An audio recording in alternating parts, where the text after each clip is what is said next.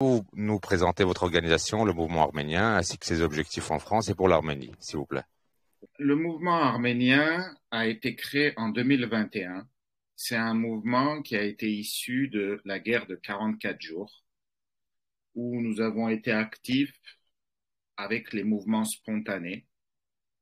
Donc, à la suite de la guerre des 44 jours, où nous avons beaucoup contribué, où nous avons compris que notre voix n'était pas entendue, que nous étions dans une vieille diaspora en France, et avec quelques membres qui avaient participé dans d'autres organisations, dont moi aussi j'ai participé dans d'autres organisations, nous avons décidé de créer un nouveau mouvement qui serait pro-européen et pro-arménien.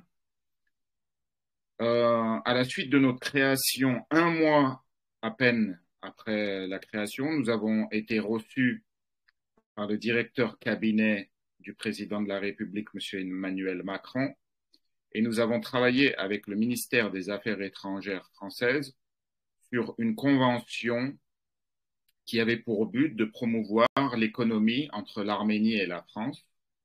Et cette convention qui a été beaucoup décriée, vous avez dû voir les retours qu'il y a eu dans la presse arménienne, vous avez dû voir dans la presse arménienne, avait pour objectif d'expliquer à la société civile que les nouveaux thèmes qui étaient importants pour l'Arménie, c'était l'économie, c'était le développement économique, la puissance économique, et puis ça a découlé évidemment, qui dit économie dit renforcement militaire, changement de vecteur.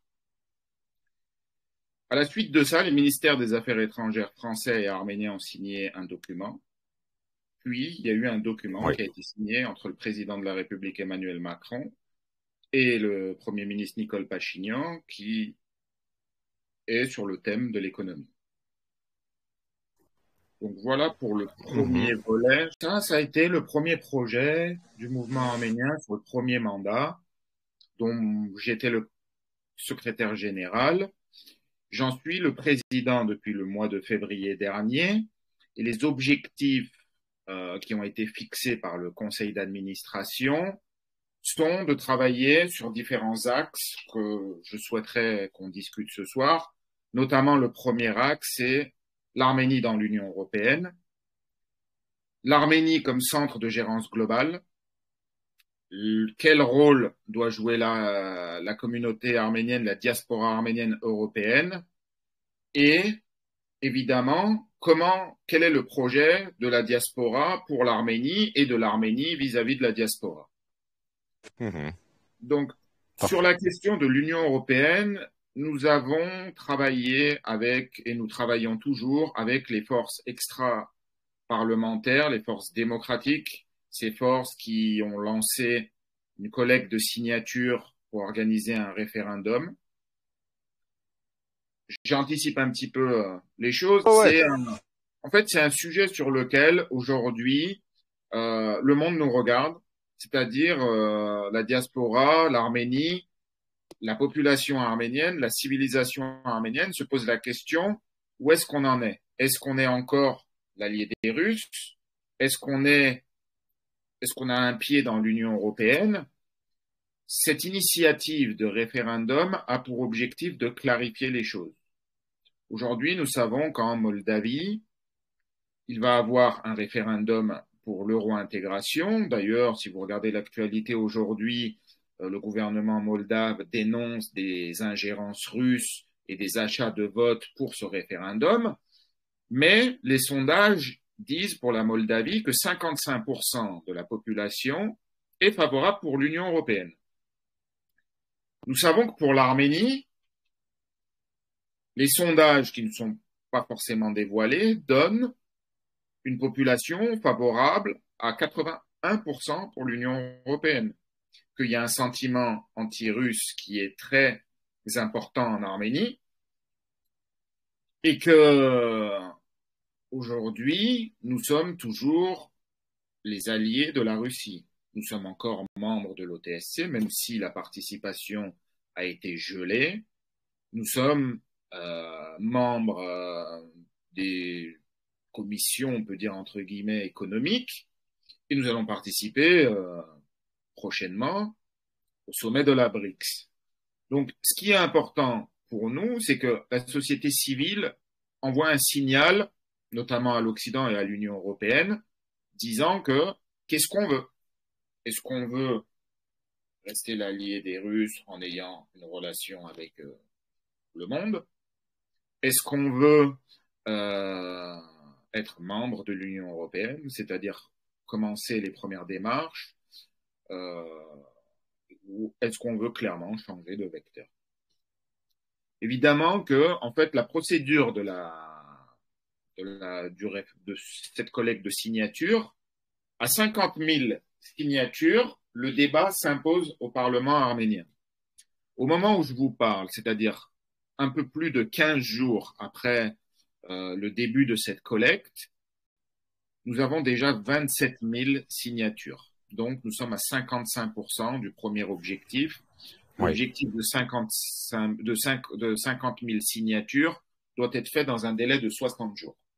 Ce qu'on espère aujourd'hui, c'est que ces signatures soient abouties d'ici 15 jours, 3 semaines, en sachant qu'il y a des difficultés quand même sur place. J'y reviendrai peut-être plus tard ou pas, ou vous êtes peut-être déjà au courant, ou par exemple en Continuez, s'il diaspora, vous plaît.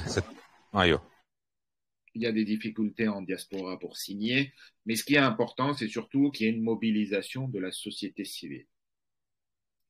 Si vous permettez, j'ai une question, Oui. Monsieur Rafi. Nous avions un de nos spectateurs qui m'avait posé une question. Est-ce que les personnes se trouvant à l'étranger avec un double passeport peuvent participer éventuellement dans les ambassades ou ce genre de choses? Qu'est-ce que vous pouvez nous dire à ce sujet? En fait, cette collecte de signatures est constitutionnelle. C'est-à-dire que normalement, que vous soyez à Yerevan, que vous soyez à Bruxelles, que vous soyez à Paris, que vous soyez à New York, vous devriez avoir la possibilité d'aller dans vos ambassades, dans vos consulats ou dans les mairies avec votre passeport, pouvoir signer cette collecte de signatures. Je sais qu'il y a des difficultés, donc c'est pour ça que je ne vais pas m'engager en disant que tout fonctionne parfaitement. Mais il y a plusieurs dispositifs. Le premier, c'est de contacter les ambassades et savoir est-ce que c'est mis en œuvre ou pas. Mais il y a aussi une partie de collecte en ligne qui est un petit peu spécifique, mais je ne peux pas vous l'expliquer comme ça parce que c'est une procédure bien précise à partir d'un numéro de téléphone ou d'un numéro de passeport où vous pouvez voter en ligne. Mais pour l'instant, ce taux n'est pas très élevé, mais normalement, constitutionnellement parlant, vous devriez avoir la possibilité de voter n'importe où vous êtes du moment que vous avez les papiers arméniens. Je voulais parler principalement du rôle de la Russie actuellement et votre avis à ce sujet, s'il vous plaît. Alors, comme je l'ai évoqué récemment à la télévision arménienne, euh, malgré tout, la Russie joue un rôle important en Arménie et notamment un rôle de déstabilisation. Je vous rappelle que l'Arménie est une base militaire et que, je l'ai dit ouvertement, il est très important de sortir de toutes les alliances avec la Russie et de remplacer la base russe qui est à Goumri. Pourquoi? Parce que on sait tous, et je pense qu'on l'a tous constaté, que la Russie veut le contrôle du Syunik.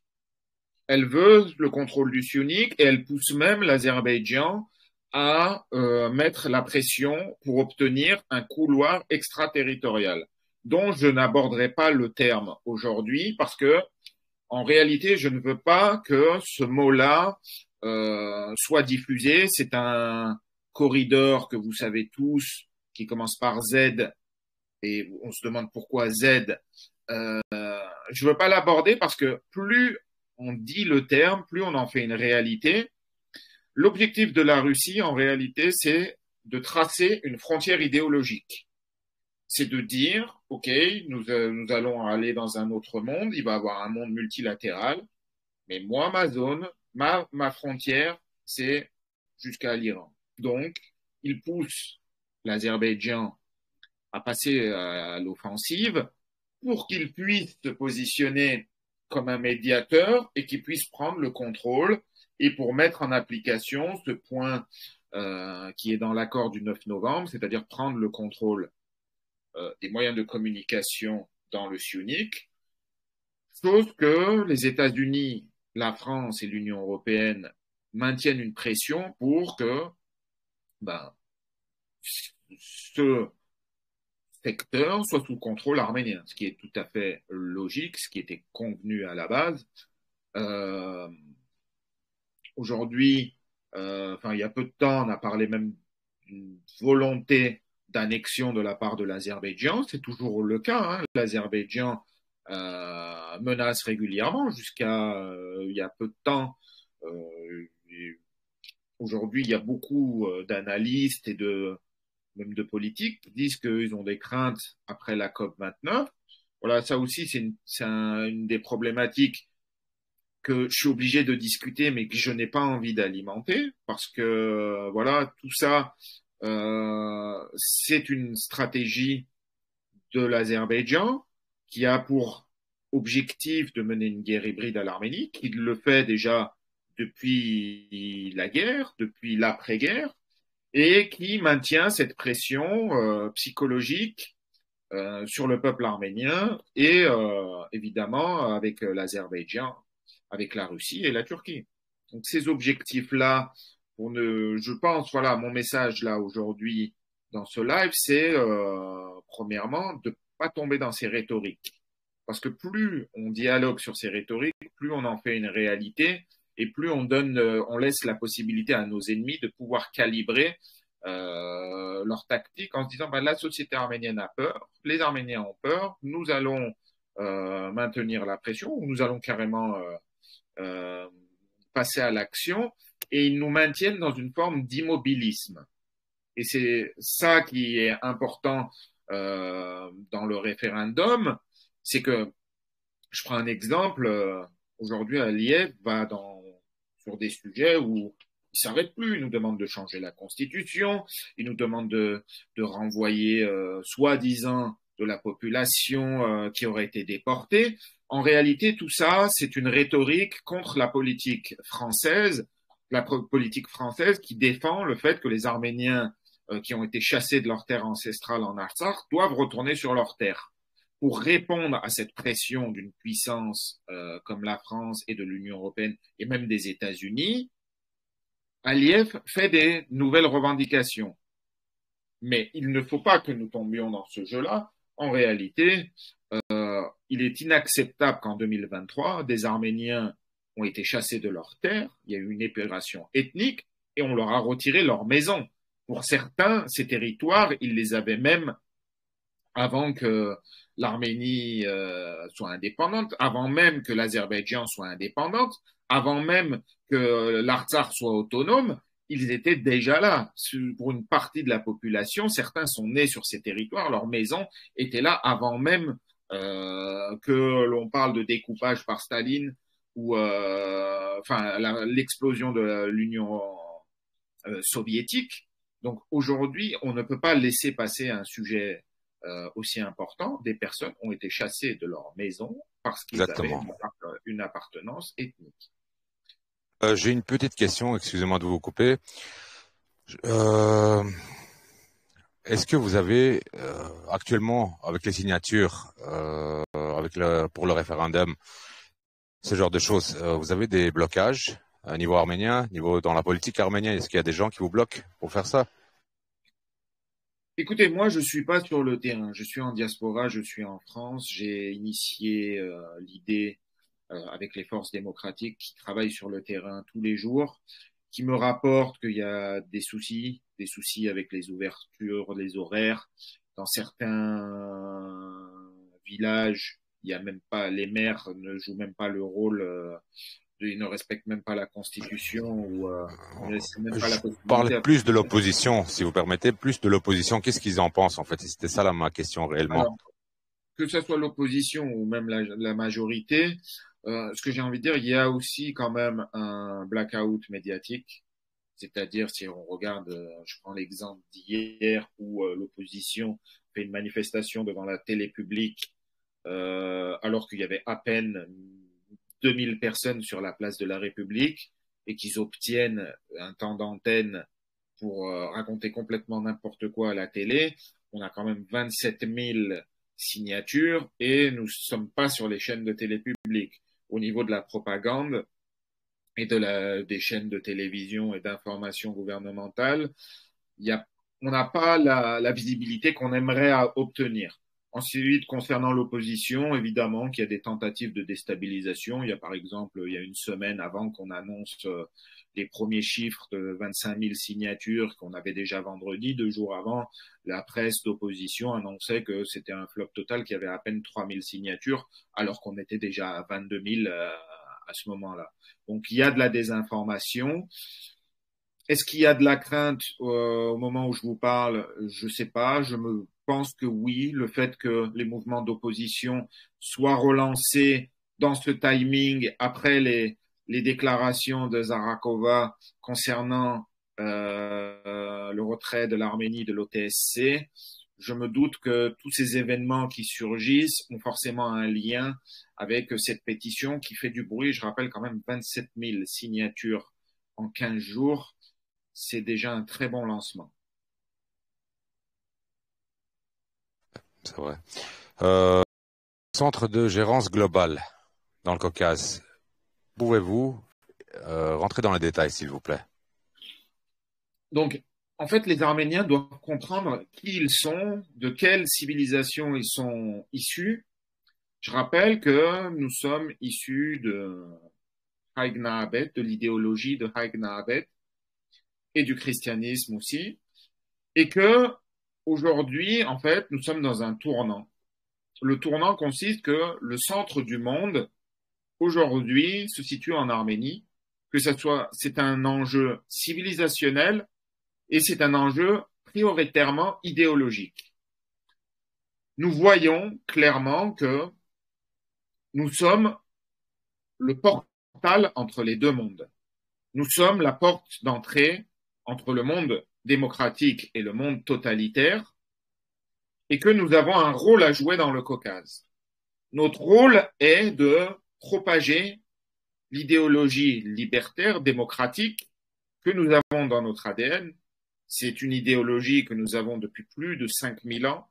Il y a 5000 ans d'écrits et depuis 5000 ans, il y a des traces arméniennes. Nous avons peut-être 10 000 ans d'existence, mais en termes d'écrits, depuis 5000 ans, les Arméniens existent. Depuis 5000 ans, nous sommes opprimés. Depuis 5000 ans, on cherche à nous massacrer.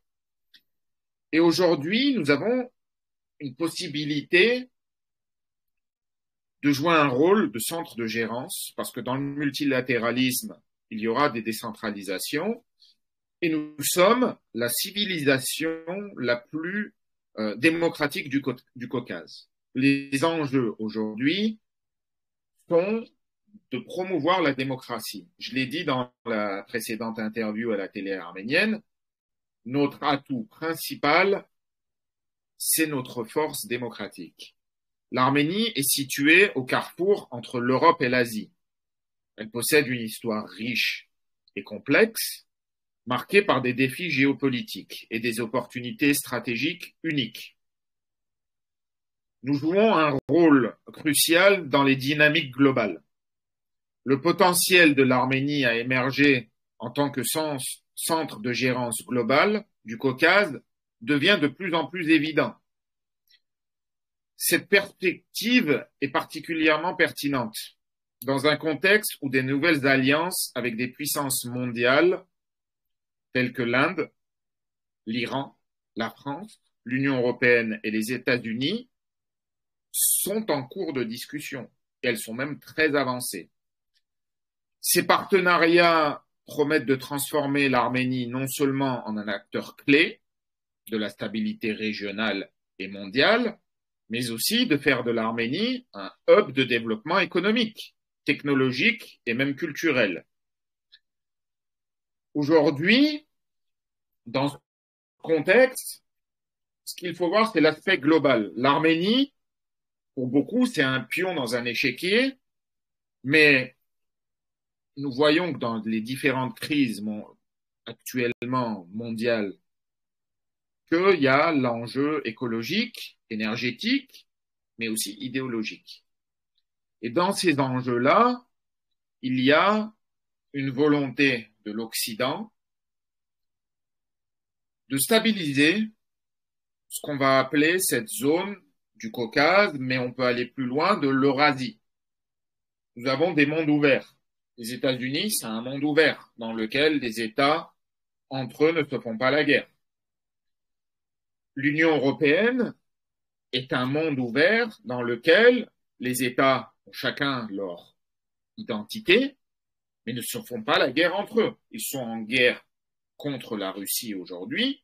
C'est même pas l'Union européenne, c'est l'Ukraine qui n'est pas encore adhérent à l'Union européenne. Demain, il y aura un nouveau monde qui va être l'Eurasie, c'est-à-dire ce tampon entre l'Europe et l'Asie, où nous avons un rôle très important à jouer et nous voyons des puissances comme la Russie et comme la Turquie et on peut le dire de facto une petite, j'ai même pas les mots qui me viennent, un petit pays qui a moins de 100 ans que le Coca-Cola existait même, la marque Coca-Cola existait même avant elle, où chacun revendique qu'il est plus puissant, qu'il doit, lui, gérer le centre de jeu global,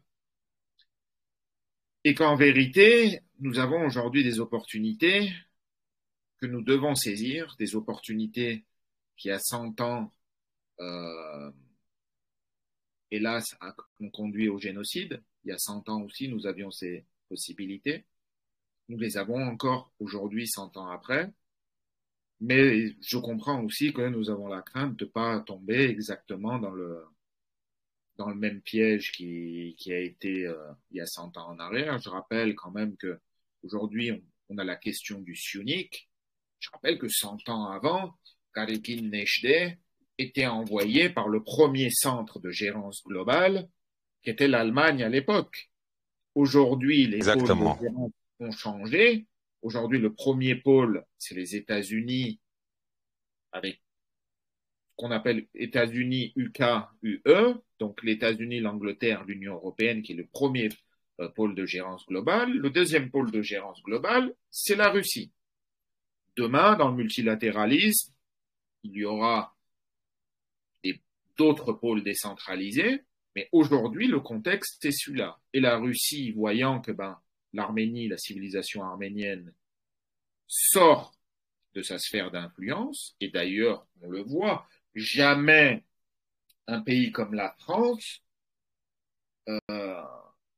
n'aurait pu armer l'Arménie si elle n'avait pas déjà commencé à sortir de la sphère d'influence russe. Et l'objectif, en fait, quelque part, de ce référendum, c'est que la société civile s'exprime. Est-ce que le peuple arménien veut rester sous la domination de la Russie? Parce que le projet, tout à l'heure, vous m'avez posé la question de l'opposition. Le projet de l'opposition, c'est l'intégration à l'État d'union. C'est de faire de l'Arménie une Biélorussie bis. C'est de continuer à ce que nous soyons sous soumission totale et que les moyens de communication ne passent pas par l'Arménie, qu'ils passent directement par l'Azerbaïdjan. Ce qu'il faut comprendre là-dedans, c'est que l'Occident a plusieurs enjeux. L'un des enjeux, et d'ailleurs, je vous invite à lire aujourd'hui la déclaration du président turc Erdogan, qui dit, je cite, il dit, après le Liban, leur objectif, c'est la Turquie. Les USA n'ont pas armé les Grecs jusqu'aux dents pour rien. C'est la déclaration d'Erdogan aujourd'hui. La Turquie a beaucoup menacé la Grèce. Il y a eu beaucoup de menaces sur la Grèce qu'ont fait les États-Unis, le premier pôle de gérance globale pour calmer les pressions turques. Ils ont armé massivement la Grèce. Aujourd'hui, vous n'entendez pas le gouvernement turc menacer la Grèce parce que c'est devenu un dépôt d'armement très important des États-Unis. Il y a toujours des négociations avec la Turquie concernant les S-400 et puis ce jeu de je tourne d'un côté, je tourne de l'autre, je tire mes intérêts d'un côté et de l'autre. Notre objectif aujourd'hui, nous, en tant qu'Arménien, c'est de dire à l'Occident, chers amis, nous voulons sortir des alliances avec la Russie, nous voulons sortir la base de Goumri et nous voulons une base américaine, soit à Goumri, soit à Melri. Et que par ce jeu global, les États-Unis, qui ont armé massivement la Grèce, arment massivement l'Arménie, il y aura sûrement la même chose avec la Géorgie, et que toute cette zone, stratégiquement, militairement, devienne sécurisée, et nous obtiendrons un changement, parce que je vais anticiper un petit peu la question que vous allez me poser, c'est la question de Oui, l'Iran. Vous allez me exactement. poser la question de l'Iran, donc je vais l'anticiper un petit peu. L'Iran reste est le troisième exportateur mondial d'énergie. Après les États-Unis, la Russie, en pétrole, en gaz, c'est l'Iran. L'Iran a une volonté d'ouvrir son marché sur l'Union européenne. Et l'Arménie a un rôle très important à jouer.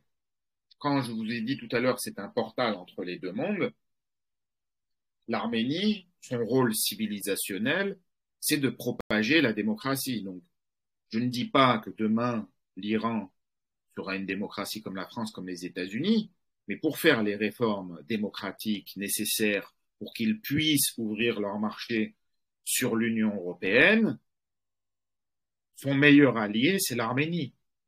Et c'est ce que je vous dis là, ce n'est pas une utopie sur 10 ans, 15 ans, 20 ans, c'est des choses sur lesquelles les Iraniens sont déjà en accord aujourd'hui. Et on le voit dans les déclarations, quand la Russie met la pression sur l'Azerbaïdjan, qui est-ce qui tire aujourd'hui à boulet rouge en disant attention, ça c'est une ligne rouge pour moi, c'est l'Iran. Donc aujourd'hui, il faut voir cet axe Iran, Inde, Iran, Arménie, Géorgie comme un axe stratégique dans lequel l'Occident a choisi. C'est cet axe qui a été choisi.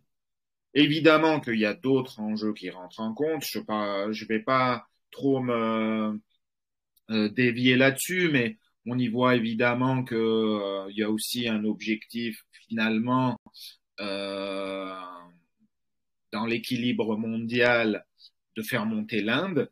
L'Inde, que je rappelle, qui a une population à 1,3 milliard d'habitants, l'équivalent de la population chinoise, et que l'Inde doit devenir un contrepoids sur la Chine, et que dans l'équilibre, en réalité, ce qu'on peut dire, aller entre guillemets, du prochain ordre mondial, c'est que ce qui est important, c'est l'équilibre des forces. Pour obtenir des régions stabilisées, il faut que les forces, elles soient à l'équivalent.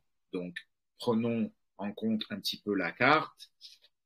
Chine, Inde à l'équilibre, Turquie, Iran à l'équilibre, Arménie, Azerbaïdjan à l'équilibre, et évidemment que la Géorgie est la porte d'entrée de tout ça, donc il faudra surveiller très attentivement les événements qui risquent d'avoir lieu le mois prochain Les élections, hein, si je ne me trompe pas, en en Géorgie. Géorgie. Voilà, ça reste quand même la porte d'entrée de l'Union européenne, notamment pour l'Arménie.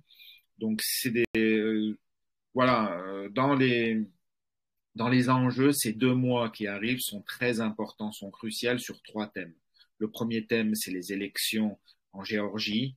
Nous allons voir est-ce que la Géorgie devient complètement pro-russe, une Biélorussie bis, ou alors elle se tourne vers l'Union européenne.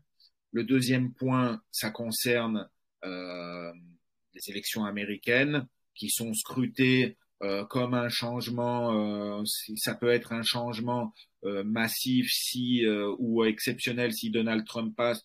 Pour moi, ça reste de l'utopie. Donald Trump, euh, personnellement, je pense qu'il ne gagnera pas, mais même si il venait à gagner, ne peut pas aller contre les objectifs américains sécuritaires de défense et globaux. Donc, je pense que quoi qu'il arrive, rien ne changera. Et le troisième point, c'est la COP qui est organisée par l'ONU en Azerbaïdjan. Euh, voilà, c'est ces trois événements-là qui vont nous donner un petit peu le curseur. Concernant vous avez peut-être des questions. Il me semble qu'il y avait une question concernant est-ce que l'Arménie, il me Oui, semble que vous aviez une question concernant est-ce le rôle que de... Oui, je vous écoute. alors il y a eu une période où le Premier ministre Nicole Pachinian a exprimé un sentiment en disant que l'Arménie était prête à rejoindre l'Union européenne, mais que c'était incertain au niveau de l'Union européenne et que cette acceptation n'était pas sûre. Et que en plus, dans la suite, dans la foulée, il y a eu une annonce comme quoi il participerait à une réunion des BRICS. Oui. Évidemment que ça a créé une certaine crispation dans la société civile arménienne, même en diaspora et même en Arménie. Mais ce que je voudrais dire là-dessus, c'est que bon, après avoir consulté, parce que bon, j'avais un petit peu le même sentiment au départ, en fait, je me suis rendu compte que, enfin, je suis allé chercher plutôt l'information que le Premier ministre avait raison, que bah, déjà, je dois rappeler qu'on est sous la présidence de la Hongrie, de Viktor Orban, qui est un allié de la Russie, qui est un allié de l'Azerbaïdjan. À chaque fois qu'une aide était bloquée pour l'Arménie, il fait en sorte que l'équivalent soit fait pour l'Azerbaïdjan. Donc, je pense qu'au niveau du timing, toutes ces questions d'intégration à l'Union européenne ne seront pas effectives sous le mandat de Orban. Primo, il y a d'autres pays aussi, la Slovaquie, il y a l'Italie aussi, où il y a un achat de gaz qui est très important au niveau de l'Azerbaïdjan. Tous ces pays-là, à l'instant où on parle, il y a une certaine méfiance, il y a un blocage, tout n'est pas ce que je veux dire, il faut pas tout prendre brut quand le Premier ministre dit on ne sait pas au niveau de l'Union européenne, il faut savoir qu'il y a une unanimité à avoir au niveau de l'Union européenne. Mais ça n'empêche pas que nous, société civile, nous, diaspora, nous envoyons un signal. C'est-à-dire le référendum est le meilleur signal pour envoyer à l'Union européenne. Excellent. Euh, le rôle du mouvement arménien, s'il vous plaît. Comment voit le mouvement arménien l'Arménie et ses intérêts dans les mois qui suivent? Qu'est-ce que vous pouvez apporter concrètement et quelles sont vos attentes? C'est un petit peu c'est un petit peu la ligne que je viens de vous décrire, c'est-à-dire ce qui est important, c'est que la société civile dans son ensemble donne une position euh, favorable à l'Union européenne, favorable au changement de vecteur, favorable au retrait des alliances avec la Russie, favorable au retrait des bases militaires en Russie. Je l'ai dit tout à l'heure, si demain l'Azerbaïdjan passe à l'offensive, je rappelle que nous avons une base à Goumri, que la Russie a un accord de renseignement militaire avec l'Azerbaïdjan, c'est-à-dire que tous les mouvements de troupes qu'on pourra faire en Arménie seront immédiatement transmis à l'Azerbaïdjan. En fait, on se retrouvera dans le sentiment que nous avons actuellement et qui est exprimé d'ailleurs par les élites politiques arméniennes, que la guerre de 2020 et la guerre d'Artsakh ont été des guerres planifiées ou dans lesquelles nous avions pratiquement perdu d'avance. Aujourd'hui, la menace est persistante et ce que nous disons, c'est puisque nous savons qui a programmé les précédentes guerres, puisque nous savons qu'en interne de notre pays, il y a des éléments déstabilisateurs externes, sortons ces éléments déstabilisateurs et renforçons-nous avec des pays qui sont prêts à nous soutenir et qui sont des puissances mondiales. D'avoir une base militaire de l'OTAN avec les Américains en Arménie, c'est un gage de sécurité. Je ne dis pas que on peut faire ça très facilement. Évidemment que pour obtenir tout ça, nous avons besoin d'un soutien populaire. Nous avons besoin du peuple. Le gouvernement seul n'est pas en mesure de le faire. Contrairement à tout ce qui est distillé par certaines forces qui disent que ben non, c'est au gouvernement de faire ça, c'est au Parlement de faire ça. Mais le Parlement ou le gouvernement est conscient des pressions et de ce qui est capable de faire son allié. Je rappelle quand même qu'en 99, il y a eu des événements au Parlement qui sont finalement très graves. Je me Exactement. pose la question, est-ce qu'aujourd'hui c'est impossible? Bien sûr que non, ce n'est pas impossible. Mais si vous avez, comme en 2018, 500 000, 1 million de personnes dans les rues, que vont faire les ennemis de l'Arménie? Que va faire l'Azerbaïdjan? Que va faire la Russie? Qu'est-ce qu'ils vont faire si la population n'adhère pas? Ils vont massacrer 2 millions de personnes? Donc cet argument qui consiste à dire, vous savez, on nous demande de changer les emblèmes, de retirer Massis et Ararat, de retirer les signes qui nous ramèneraient à la chrétienté. Tout ça, c'est des décisions qui se prennent par le peuple, c'est des décisions qui se prennent par référendum, et c'est des décisions sur lesquelles, je pense, c'est mon avis personnel, le gouvernement ne pourra jamais le faire passer. Ils pourront jamais faire les changements d'emblème, les changements d'hymne, mais dessous tout ça, il faut comprendre qu'il y a des élites en Arménie, d'accord, notamment le premier président d'Arménie, Levon Ter-Petrosyan, qui, avec les forces avec qui il travaille, que ce soit en Russie, mais que ce soit aussi en Occident, cherche à ce qu'il y ait un effacement de l'idéologie arménienne, qui est un effacement de la chrétienté.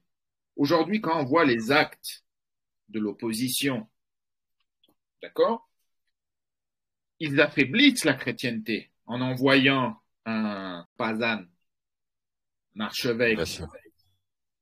plaider pour ces causes-là, pour prendre le pouvoir, pour organiser un coup d'État. Finalement, ils affaiblissent la religion. Ça, c'est un objectif. L'effacement de la religion arménienne est un objectif des ennemis de l'Arménie. C'est un objectif, ça l'était déjà sous l'Union soviétique, dès que aucune religion ne domine, mais nous avons, nous, en interne, des personnalités, catholiques, Bagrat Padan, qui jouent ce rôle-là, qui se présentent comme sauveurs, mais qu'en réalité, les résultats, c'est qu'ils affaiblissent la chrétienté, ce qui est grave. Ils affaiblissent la démocratie. Il y a des élections dans 2 ans. Ils pourraient se présenter dans 2 ans. Puis nous verrons s'ils sont en mesure de gagner. Il suffit d'écouter leur argumentaire, de voir que finalement, je prends un exemple sur l'opposition qui disait que dans une circulaire qui a été envoyée à tous les membres, je parle notamment du parti d'Ashnag, qui disait que c'est bien d'affaiblir le gouvernement d'Artsakh, de renoncer à une certaine indépendance pour que le sujet de l'Arménie et de l'Artsakh soit géré en même temps par la Russie. Donc ça veut dire quand même qu'en Arménie, il y a des forces qui travaillent à ce qu'on ait la perte de la souveraineté arménienne, qu'on ait la perte de l'État arménien. Parce que demain, si l'Arménie est coupée en deux, si les forces avec les von Ter-Petrosyan arrivent à couper l'Arménie en deux, parce que c'est ça l'histoire d'un corridor extraterritorial qu'on demande, c'est de couper l'Arménie en deux et de couper une frontière terrestre que nous avons avec l'Iran. À partir de là, il faudra prendre en compte qu'il y aura forcément beaucoup de victimes et que leur objectif est de faire tomber le système démocratique pour imposer un système totalitaire. Ils ont besoin que le sang coule pour réinstaurer le système totalitaire. Il faut entendre ce qu'on dit. L'objectif de 2020 était de créer un trauma, qu'il y ait 200 000 morts arméniens. L'Occident a œuvré pour qu'il n'y ait pas 200 000 morts. L'Occident a œuvré pour que le système totalitaire ne puisse pas s'imposer en Arménie, que le système démocratique puisse continuer à vivre en Arménie.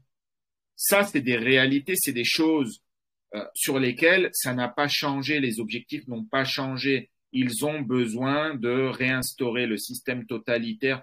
Vous savez, la démocratie, c'est comme de l'eau dans une main. Vous mettez l'eau, elle se propage. La démocratie, c'est pareil. Pourquoi Aliyev a tout fait pour que la population civile d'Artsakh s'en aille? Il a tout fait parce que si la population civile d'Artsakh, qui avait pour rôle de démocratiser l'Azerbaïdjan, parce que quand on parlait de mettre des forces d'interposition internationale, c'était évidemment pour donner une protection à la population d'Artsakh, mais aussi qu'ils aient le droit de préserver leur langue, le droit de transmettre leur histoire, le droit d'avoir une culture, le droit d'avoir une religion. Imaginez Aliyev qui opprime sa société. Je rappelle quand même que tout ce qui est Covid et compagnie, les restrictions jusqu'à aujourd'hui en Azerbaïdjan, c'est pas tout à fait ça. Hein. Aujourd'hui, tout est muselé, tout est verrouillé. Même vous voulez prendre des véhicules, vous voulez aller en Géorgie ou en Iran, vous pouvez pas. Vous devez prendre les avions dont Aliyev est le propriétaire et vous devez y aller avec des avions sous autorisation, ce qui va avec. Imaginez que vous donnez à une société civile la possibilité d'avoir la liberté. Tout comme il y a d'autres éléments quand que l'Occident observe avec surprise. On parlait tout à l'heure de centre de gérance globale pour les Arméniens, pour la civilisation arménienne. Le centre de gérance globale, son influence, ce n'est pas 29 800 kilomètres carrés. Son influence, c'est sur l'Arménie wilsonienne. Ça ne veut pas dire que nous allons prendre l'armée et aller faire la guerre, mais notre pouvoir d'influence est beaucoup plus large que les 29 800 kilomètres carrés. Si demain nous devenons un centre de gérance globale, nous aurons la possibilité, à travers la loi, de permettre à l'ensemble des civilisations du Caucase d'avoir une vie meilleure, d'avoir une vie plus libre, dans un Caucase qui est complètement totalitaire. L'Iran est totalitaire, l'Azerbaïdjan est totalitaire, la Turquie est un pouvoir totalitaire.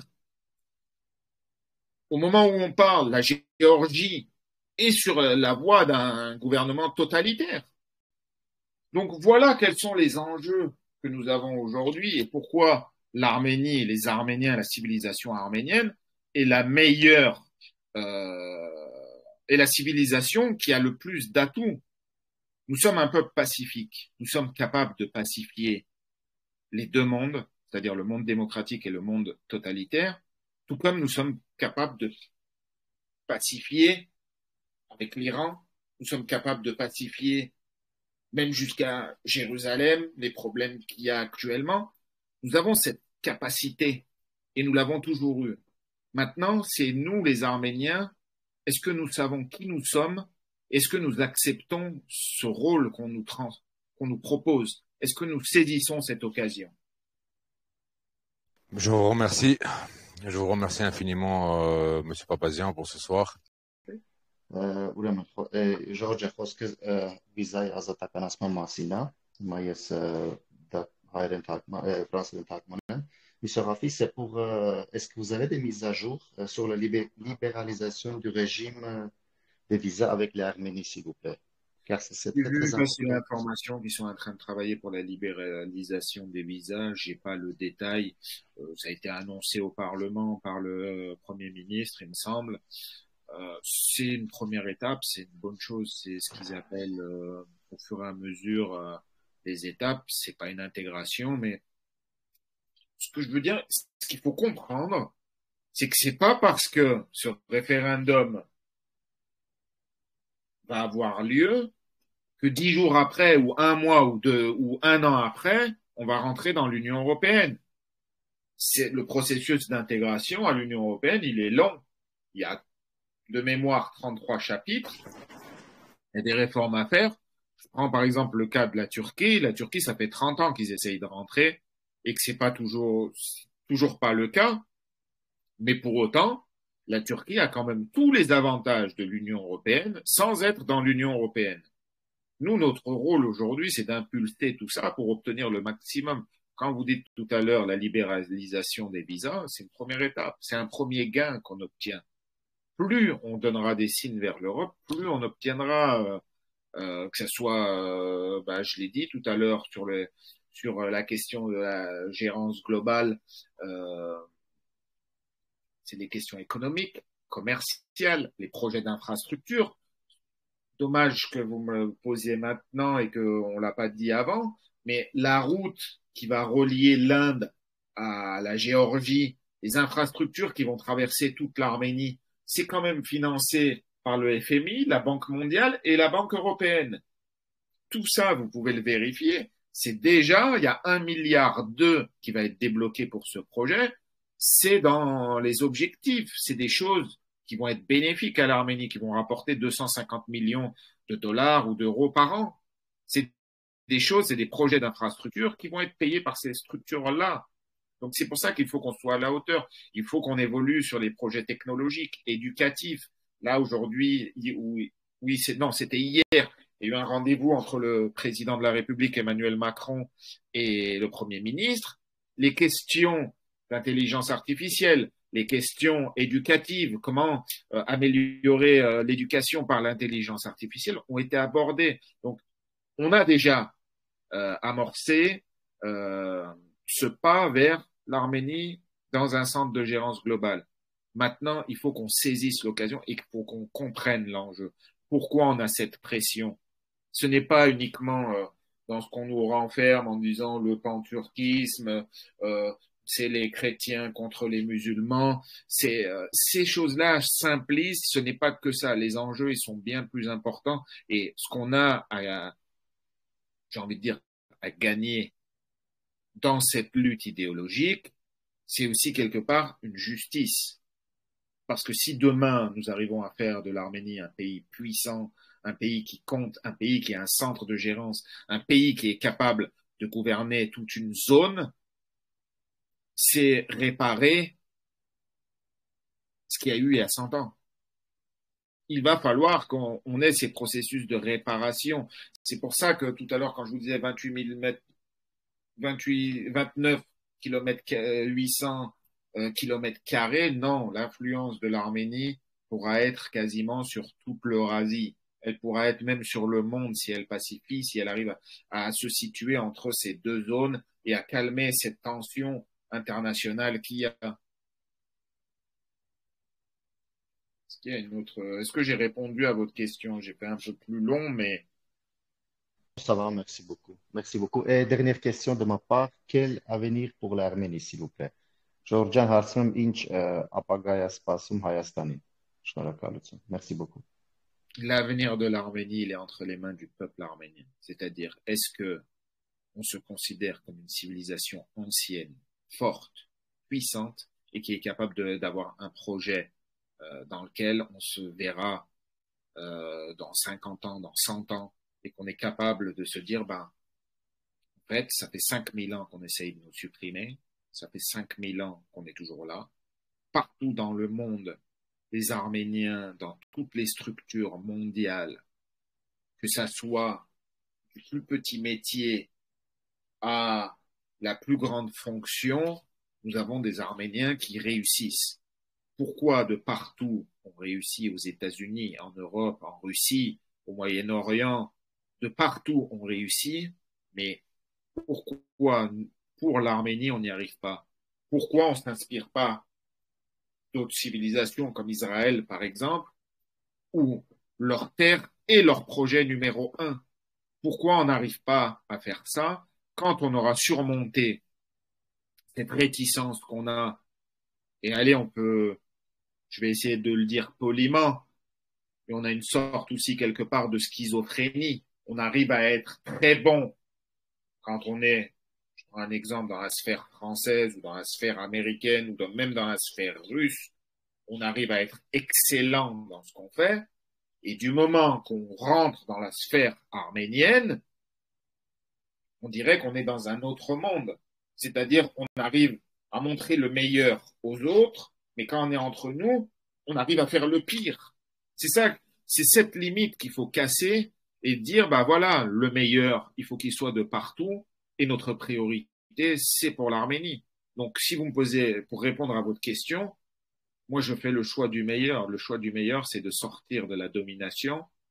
C'est dans les 10 ans, 20 ans à venir d'en faire une puissance mondiale et de voir l'Arménie et les Arméniens comme autre chose que de la souffrance. De la souffrance où, voilà, je veux pas être impoli. Il y a certaines choses, j'ai certaines pensées que je veux pas dévoiler, mais voilà, le travail de l'ennemi continue à agir sur nos gènes. On a dans nos gènes, nous, la diaspora, mais je pense aussi en Arménie, cette souffrance d'il y a plus de 100 ans, cette peur d'il y a plus de 100 ans sur lequel nos ennemis appuient. Parce qu'il y a 100 ans, quand on a perdu la première Arménie démocratique, les Russes ne sont pas venus nous sauver. Ils ont partagé l'Arménie avec les Turcs. Les Turcs ont pris l'Arménie occidentale et les Russes ont pris l'Arménie orientale. Il n'y a pas eu de sauveur, personne ne nous a sauvés. Ils ont partagé l'Arménie en deux, ils sont venus, ils se sont servis. Et chacun a profité du territoire et a essayé de convertir la population d'un côté comme de l'autre. Donc aujourd'hui, les enjeux, ils ont pas changé. On a les mêmes ennemis, on a les mêmes objectifs, sauf qu'on a aujourd'hui l'information, la communication, et on a quand même une diaspora qui est forte. On sous-estime le rôle de la diaspora, mais notre rôle à nous, c'est de transmettre à la population arménienne quels peuvent être les gains. Et c'est ce qu'on essaye de faire, nous, avec le mouvement arménien, c'est de faire comprendre à l'ensemble de la société civile que, en fait, l'Occident nous fait des propositions pour rétablir quelque part l'histoire, mais que nous avons un travail pour faire ça. Tout à l'heure, je disais l'influence qui dépasse les 29 800 km². Si dans 5 ans, nous sommes un pôle de gérance globale, si dans 10 ans, 500 000 Arméniens de diaspora viennent s'installer, que ce soit en Arménie, que ce soit en Artsakh, que ce soit en Arménie occidentale, la politique qu'on aura, ce ne sera pas la même. On n'aura pas la même force qu'on a aujourd'hui. Et tout ça, c'est un travail. De toute façon, être arménien, c'est un travail en général. Vous voyez, que ce soit en Arménie ou en diaspora, on lutte pour rester arménien. C'est l'éternel combat de notre vie. Et je pense qu'on ne peut pas le perdre. C'est un combat qu'on ne peut pas perdre. De toute façon, on est programmé pour ne pas le perdre. On a toujours essayé de nous effacer l'arménité. Personne n'a réussi. D'autres peuples ont essayé. Ils ont disparu avant nous. Donc, où je vois l'Arménie, voilà, j'espère vous avoir répondu. Mais j'ai un sentiment fort patriotique et une fierté d'être arménien et je pense que nous allons gagner. Il n'y a pas d'autre issue. Quand on dit la liberté ou la mort, ben, je pense qu'aujourd'hui on est à ce tournant-là. Donc je fais le choix de la liberté, le choix de la victoire. Parce que sinon, il se passera quoi? Sinon, il se passera que l'Arménie sera coupée en deux, on n'aura plus d'État. On aura une civilisation qui sera en partie à Yerevan, à moitié tentée d'être russifiée. On aura la partie du sunni qui ira en Iran et qui ira quand même démocratiser l'Iran. Et puis dans 20 ans, on refera une nouvelle révolution et on refera une troisième république.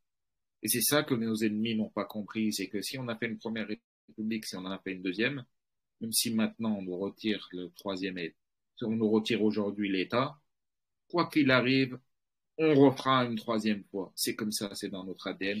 On a eu des empires, on a eu des rois, on a eu deux républiques. Moi, je pense qu'il n'y a pas d'autre solution. Voilà. Ça va, merci beaucoup, je suis tout à fait d'accord avec C'était étonnant parce que c'est la première fois qu'on l'a fait en autre langue, une autre langue que l'arménien. Donc, je vous remercie infiniment pour votre temps et une bonne nuit. Avec plaisir.